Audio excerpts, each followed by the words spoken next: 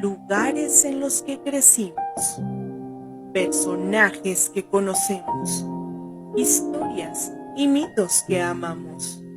Además, mitotes que nos hacen pasar el rato.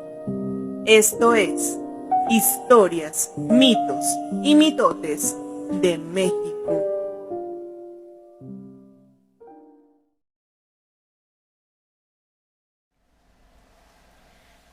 Hola mitoteros, sean bienvenidos a su nuevo episodio de Fantasmas.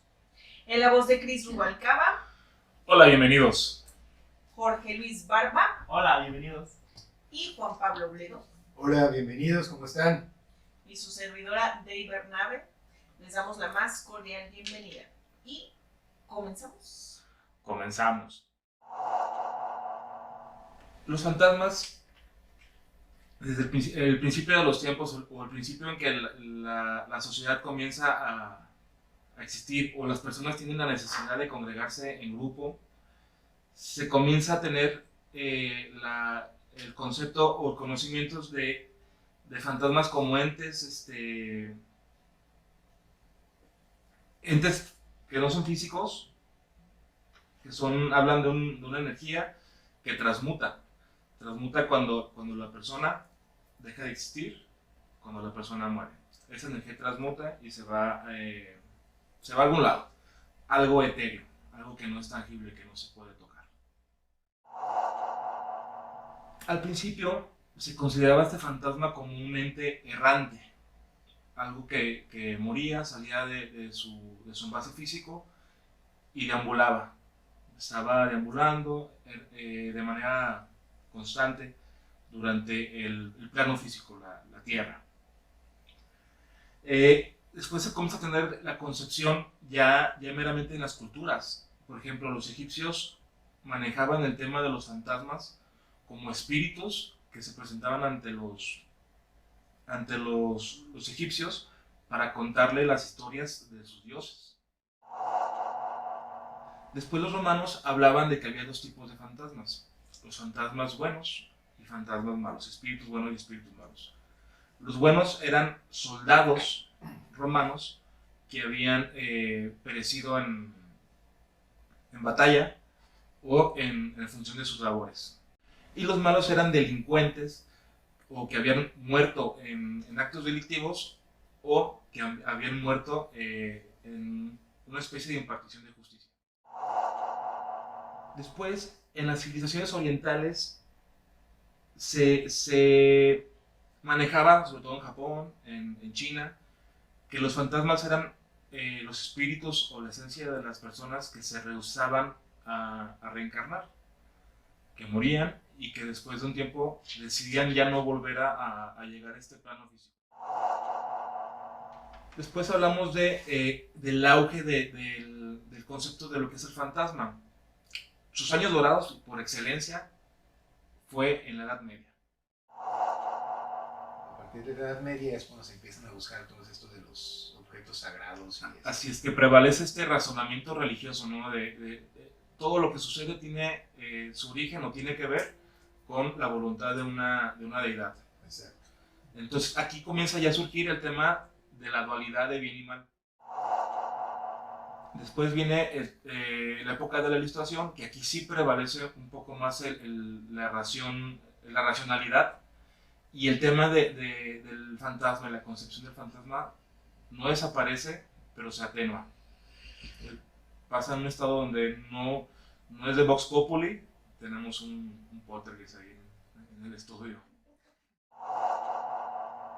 A finales del siglo XIX hay una corriente que se llama el espiritismo, que es de nuevo, trae ese auge de los fantasmas. Qué miedo con esa música. Este movimiento espiritista estaba formado por clase media alta. Se supone que eran las personas que tenían ya, que abarcaban el pensamiento científico, el pensamiento racional, que tenían acceso a una educación, que tenían acceso a la riqueza. Y en este movimiento también comienza a aparecer el tema de la comunicación con estos fantasmas.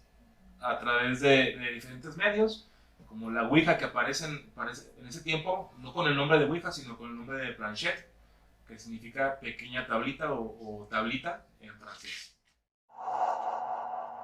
Aquí es donde comienza también a ver la contraparte, la necesidad de la ciencia de querer explicar este tipo de fenómenos. Mencionaban que hay 3 tipos de explicaciones distintas, ¿no? Uno, las fallas de la mente, así lo menciona la ciencia, que es cuando las personas ven alucinaciones o ven siluetas o ven una imagen que no existe o que no está físicamente en el lugar o en el espacio en el que la están viendo. Luego venía la parálisis del sueño, que es lo que conocemos como se me subió el muerto. Y lo explicaban también, o lo explican, lo siguen explicando como tu mente se despierta y tu cuerpo sigue dormido, no te puedes mover. Y la otra que sería, lo manejan como una intoxicación de monóxido de carbono. Intoxicaciones leves, involuntarias, que tú puedes estar en algún lugar donde hay un exceso de expuesto. Así es. Y tu mente empieza a tener este tipo de alucinaciones, pero esto es como querer acomodar forzosamente el tema de la ciencia y quererle dar una explicación forzosa a a todas las situaciones que suceden paranormales. Y también los expertos en el tema manejan una clasificación o una diferenciación entre los diferentes tipos de fantasmas que hay o diferentes tipos de entes. Primero, nos hablaban sobre los fantasmas residuales,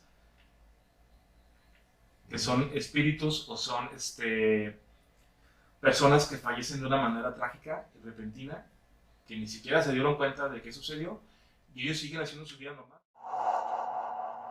Luego vienen los fantasmas conscientes, que también podríamos hablar de que son proyecciones residuales, pero ya manifiestan una voluntad.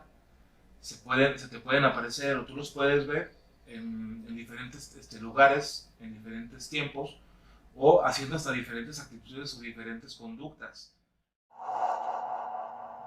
Existe otra clasificación, que serían primero los llamados poltergeist, que son espíritus ruidosos, que esa es la traducción, un espíritu ruidoso. Son energías que plasman su conducta y que pueden interactuar con el entorno físico. ¿Qué quiere decir? Te pueden mover una taza de un lado a otro de la mesa, o te la pueden llegar hasta aventar. Y existen otros 2, que son los incubus y los sucubus. Esos son seres de bajo astral o demonios que interactúan con las personas o con los entes terrenales, pero ya de una manera más agresiva o más invasiva. Básicamente, en la noche van y te hacen cositas en tu cama. Y de hecho, hay veces que hasta amanece la gente con los apretones en donde ellos sentían que les estaban tocando, ¿no? Son diferentes concepciones bajo la parte teórica y científica que Arin Cris nos estuvo platicando, pero si nos vamos al folclore, entonces empezaremos ya a hablar sobre los mitos.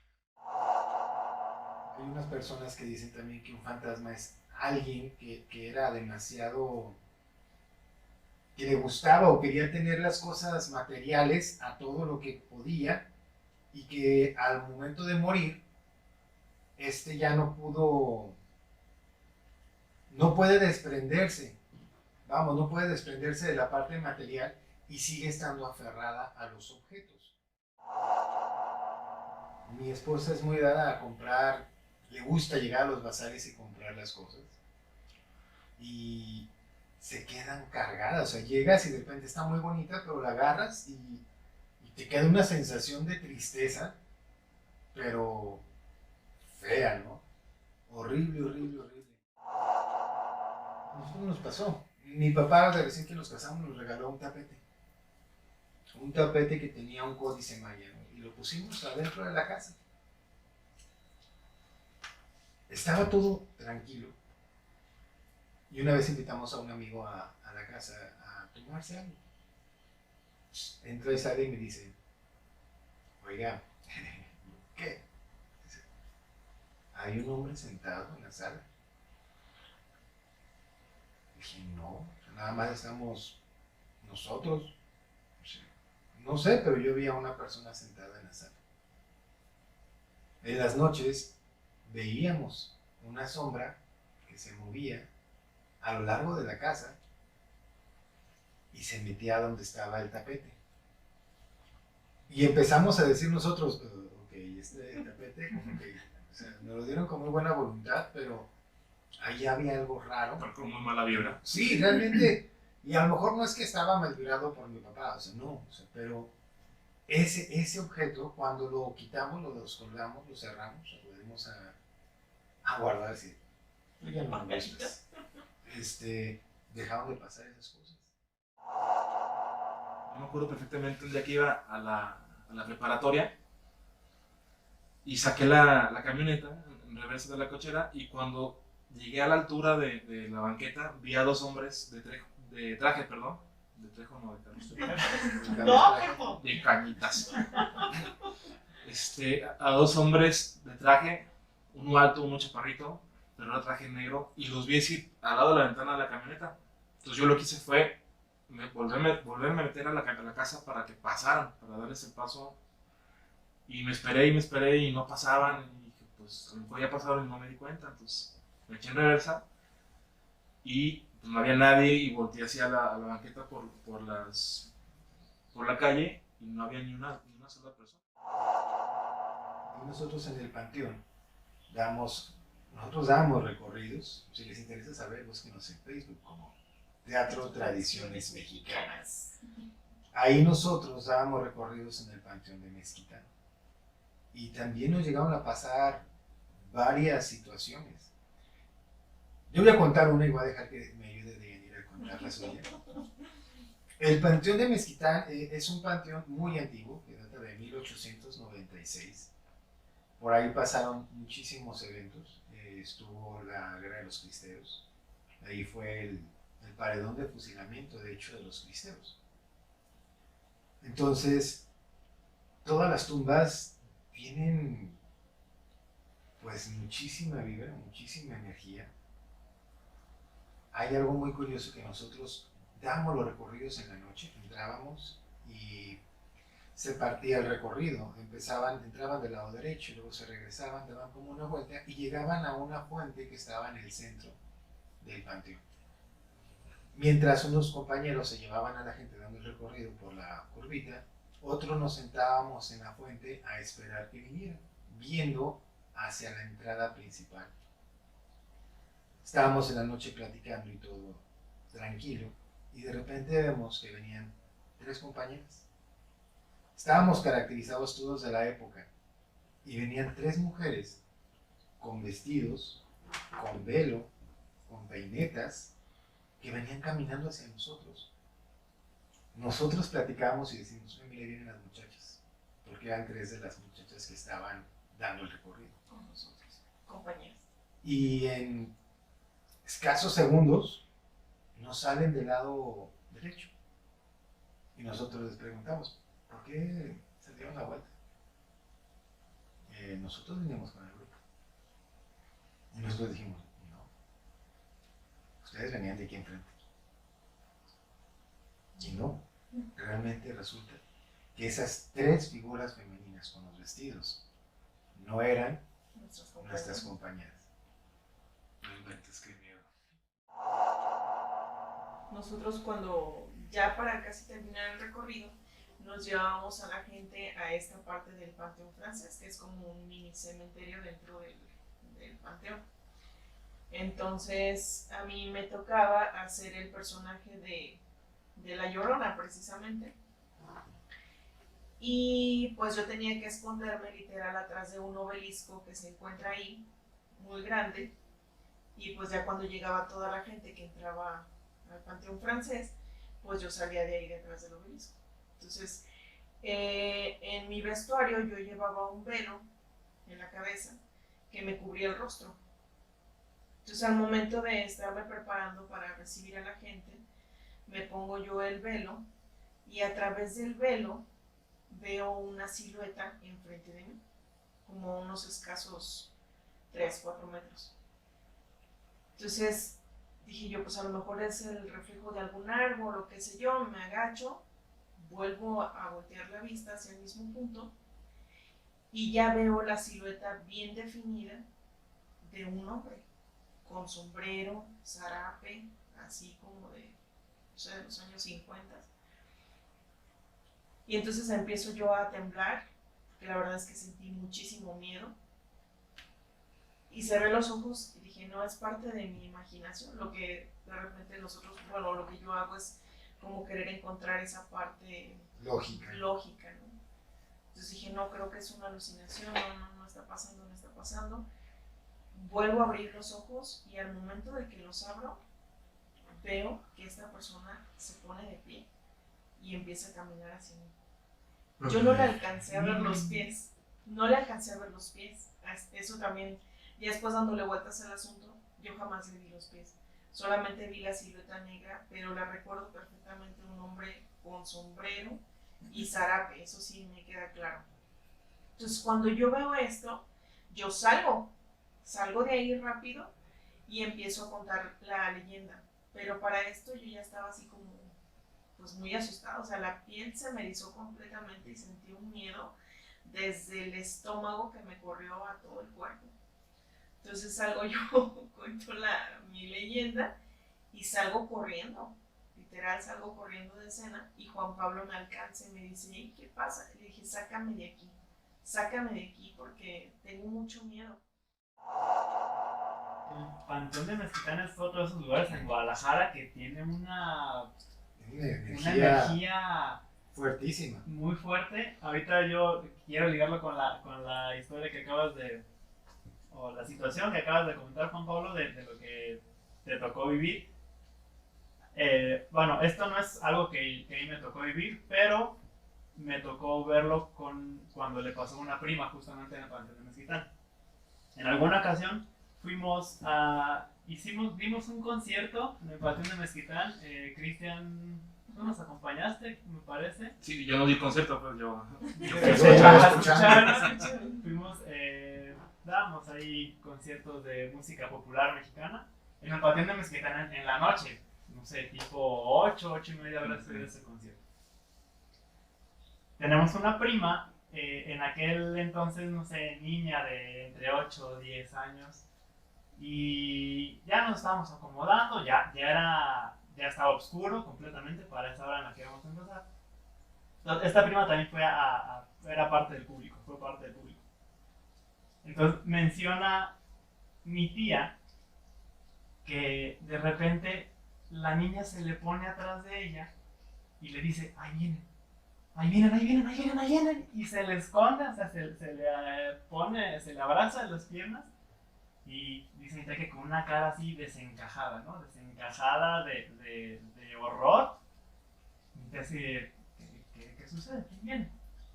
Y aquí lo digo con lo que mencionó Juan Pablo, ahorita haciendo el match, o sea, que mi prima dice, 3 personas, 3 mujeres. Ande, cabrón. A mí me sucedió una cosa, no en el Panteón de Mezquitán, a 2-3 cuadras de ahí, en casa de la que en aquel tiempo era una novia mía, en la cual fuimos y de hecho hubo gente que le tocó ver lo que yo vi. Fuimos a la casa de su papá.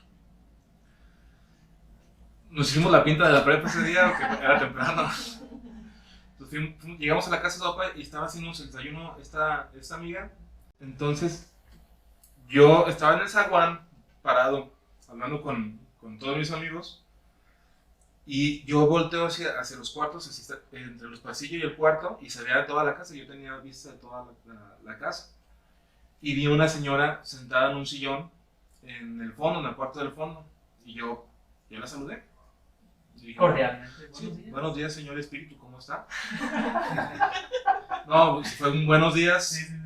Y luego voltea esta amiga y me dice, ¿a quién saludas? Dije, pues a tu abuelita. Y ahí yo le vi a ella que perdió el color de la cara, se puso pálida y abrió los ojos y me dijo, ¿dónde la viste? Pues en el cuarto del fondo, ahí en el sillón. Y dice, sí, pero es mi abuelita, nada más que ella falleció hace 3 meses. y ese es su cuarto, y ese es su sillón, donde se sentaba a ver la tele o se sentaba a tejer. Entonces yo me acuerdo, creo que estabas tú, Sí. Choche, y estaba otro amigo que se llama Danilo. Danilo. Y Danilo también alcanzó a verla. O sea, no sé si la vio completa o no, porque cuando yo saludé, él también se como que quiso saludar. De hecho, iban ustedes dos adelante, yo iba atrás y sí, tú saludaste. Danilo también como dijo, ay, pues ahí hay alguien, pues yo también saludo, buenos días. Yo cuando pasé, porque digo, yo no soy de Y esas ya no me personas canso. como que así diga, ah, pues Ya no me sabe la ya no me contestación. saludó. ¿Qué tal, no? Ya se casó. Aquí en Guadalajara hay una plaza que se llama Plaza Arboledas. Y esa plaza está muy cerca de la casa de mis suegros. Entonces, ese día fuimos, de y yo al cine, pero a la última función, la función de 10 de la noche. Ay, Salimos a la... qué casualidad. Es que películas que nadie quiere ver. Tiene que Ahora estar sola. un documental sobre documentales, o sea, Salimos, que será como 11:30, 12 de la noche, ya era tardísimo, o sea, la plaza estaba cerrada. Ajá, sí. Entonces, de ahí cuando salimos, siempre aplica la de, déjame ir al baño. Entonces yo me salí del cine a los pasillos. Hay unos sillones de esos que te dan masaje, Sí. me senté en ellos. Y yo en el fondo veo, la plaza está oscura, pero se ve uno de los ingresos. Ajá. Entonces entra poquita luz. Y yo vi una señora. Y la seguí hasta que se perdió en uno de los pasillos.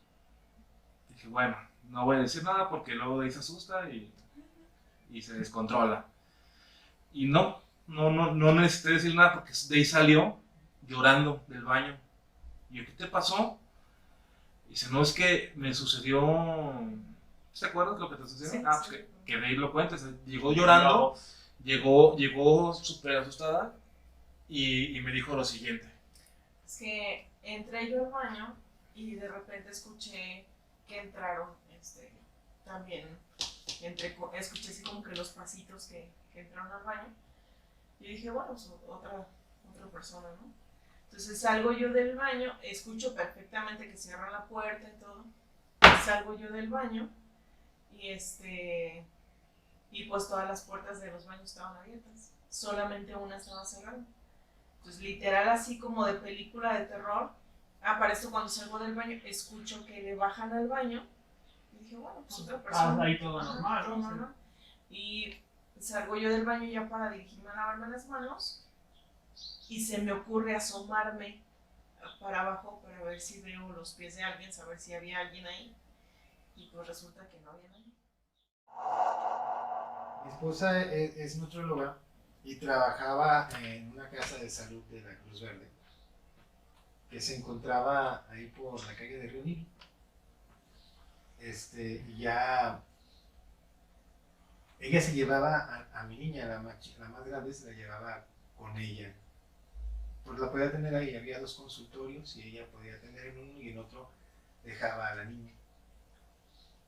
Cosa muy curiosa, cuando la niña se quedaba sola, siempre lloraba mucho. Gritaba desesperada, como si alguien la asustara.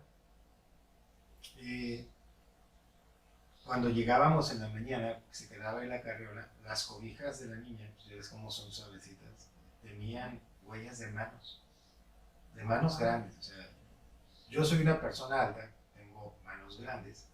Si yo ponía la mano, eran manos más grandes que las mías.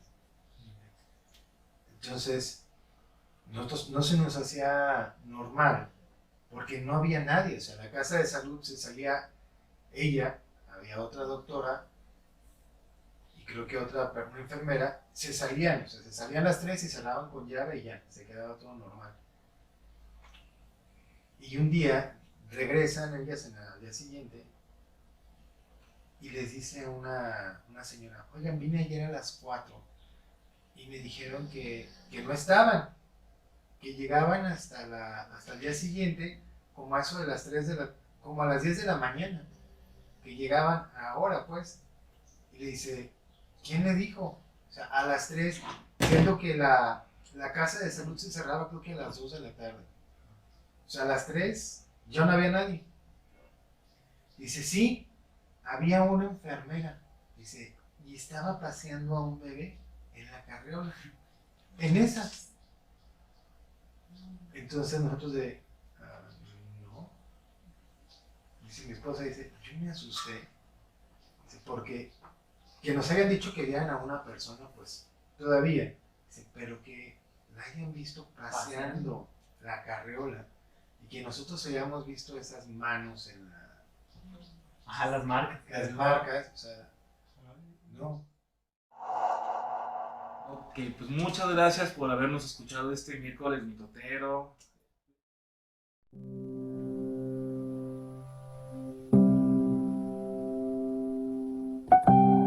Esto fue Historias, mitos y mitotes de México